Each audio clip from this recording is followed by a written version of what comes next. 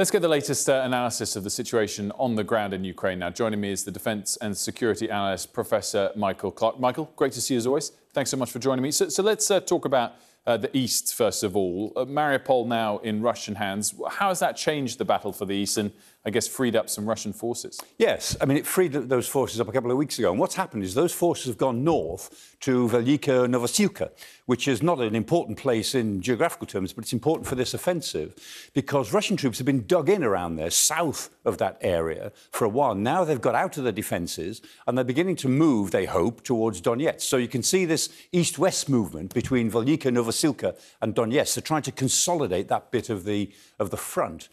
The real battle is still going on at Severodonetsk, further north. That is surrounded on three sides. The Russians have got to take that.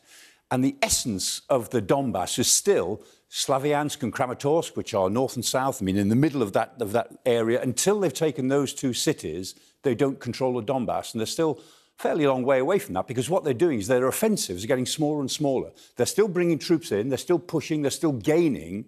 But they're not gaining any sort of outright victories. They're pushing in small units. They're taking bite-sized small chunks out to the front as they go. Does freeing up the Mariupol troops change the debate there, or not really? It's still... Well, it gives them more options around Donetsk. That's the point. And that's been going on for a week or so. It's basically got them out of defence into advancement. But they're advancing in company size, which is 120, 130 men, not a battalion tactical group of 700 men. Small steps.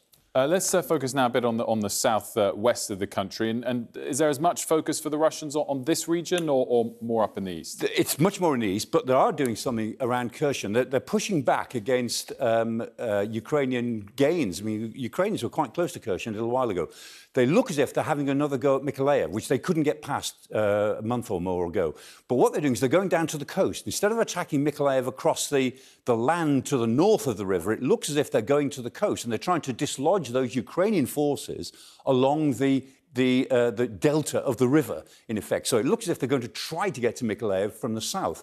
But I have to say, they've still got a long way to go, and they've got a lot to worry about, the Russians, in that area, because Kherson itself is not particularly safe for them. Mm-hmm. And then we've had some discussion points, some news come out that Russia's got suddenly superior weaponry and all that. What do you make of that? Already laughing. What are we looking at here? Well, this is the Terminator 2, which is an armoured fighting actually called vehicle. the Terminator 2? It's called the Terminator 2. And the Russians love it. They talk about it all the time now. There's a Terminator 3 on the way, but we haven't really seen it yet.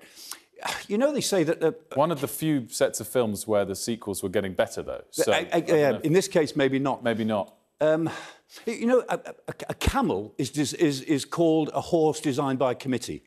Well, this is a tank designed by a committee. It's a T-72 hull, which is a solid, old-fashioned hull, and they've piled onto it all the weapons that soldiers would like to have in an urban area. Not for a big tank battle, but inside a city where they're fighting. So it's got two 30mm cannons on it. It's got 4 rocket launchers. It's got 2 big grenade launchers on the back. It's got smoke grenade launchers, a heavy machine gun. It's full of weapons. And it's not clear how many they've got.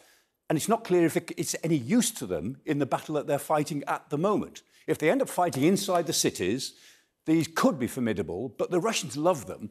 I think they've talked about them much more for the benefit of public opinion, to be honest, rather than the troops who are doing the fighting at the moment in the Donbass. Well, as always, Michael, I'm glad we've got you, because what you just described and what we're looking at otherwise looks quite impressive. It's a camel. It's a camel. Professor Michael Clarke, as ever, thanks so much.